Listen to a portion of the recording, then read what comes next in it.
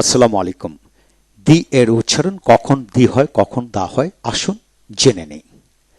আজকের এই ভিডিও লেকচারটি Khan method pronunciation and reading skill এই বই থেকে নেওয়া হয়েছে। আপনি যদি ইংরেজিতে কথা বলা শিখতে চান, অপরকে শেখাতে চান, আপনাকে প্রনাউন্সিয়েশনের উপর শতভাগ গুরুত্ব দিতে হবে, তাহলে এই বইটি আপনার জন্য।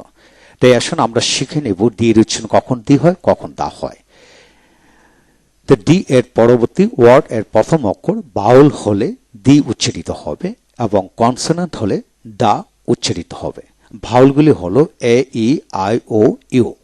যেমন দি ওল্ড, দি ওল্ড, এখানে ওল্ড এর আগে ও আছে, সেহেতু দি বসলো, the old. The apple, the apple, the year of this area, the year of this area.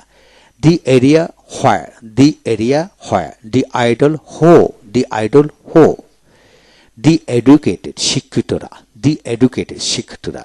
The active কর্মঠরা, the active কর্মঠরা। The economy of our country, the economy of our country, আমাদের দেশের অর্থনীতি। The open place, the open place, মুক্ত জায়গা। The umbrella, the umbrella, the English, Englistra, the English, Englistra, the expert, কর্মঠরা, the American, আমেরিকানরা, the army, আর্মিরা। এভাবে শব্দের প্রথম অক্ষর যদি ভাউল হয় এবং তার পূর্বে যদি দি থাকে, তাহলে ডিটাকে টিএচই, ডিটাকে ডি উচ্চারিত করতে হবে, দি উচ্চারণ হবে। এখন আসেন কনসোনেন্ট হচ্ছে 26টি লেটারের মধ্যে 21টি হলো কনসোনেন্ট, এখানে লিখে দেওয়া হলো। যেমন দি দিয়ে যায় কি হবে, দা রিচ, রিচ আর আছে সে তো দা হবে, the rich. The school, the person who, the time when, the teacher home, the teacher home. The boy ছেলেটি, দা ম্যান লোকটি, দা গার্ল হোম যে মেয়েটিকে, যে মেয়েটিকে। The day when, the day when. The word which, the word which, the market, the market, the pen, the pen, আবার পেনটাকে ফ্যানও হবে উচ্চারণ। The house which, the house which, the road where, the place where। এইভাবে যদি consonant থাকে, শব্দের প্রথম অক্ষরটি যদি কনসোনেন্ট হয়, তার পূর্বে দি থাকলে দি জায়গায় দা উচ্চারিত হবে।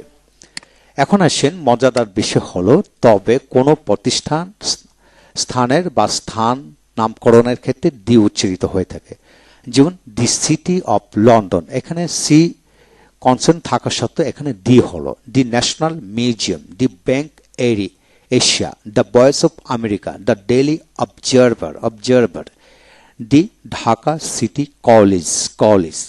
The Dhaka university, the great wall of China, the Dhaka Sheraton, the Dhaka Sheraton.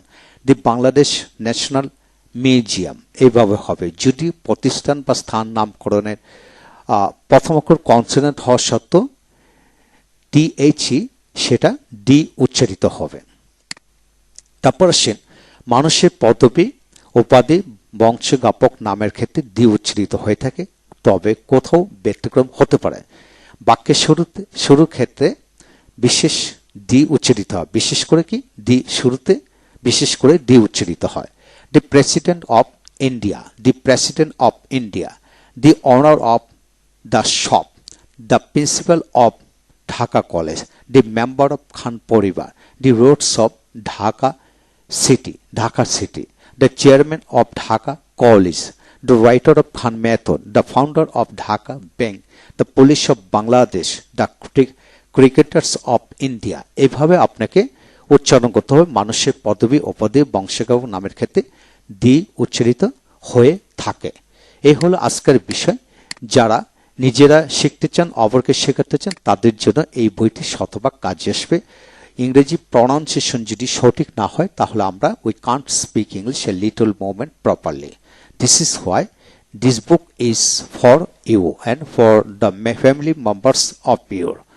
ইনশাল্লাহ পুরো পরিবারের জন্য অ্যাক্টিভ হই। ভালো থাকুন। Thank you very much.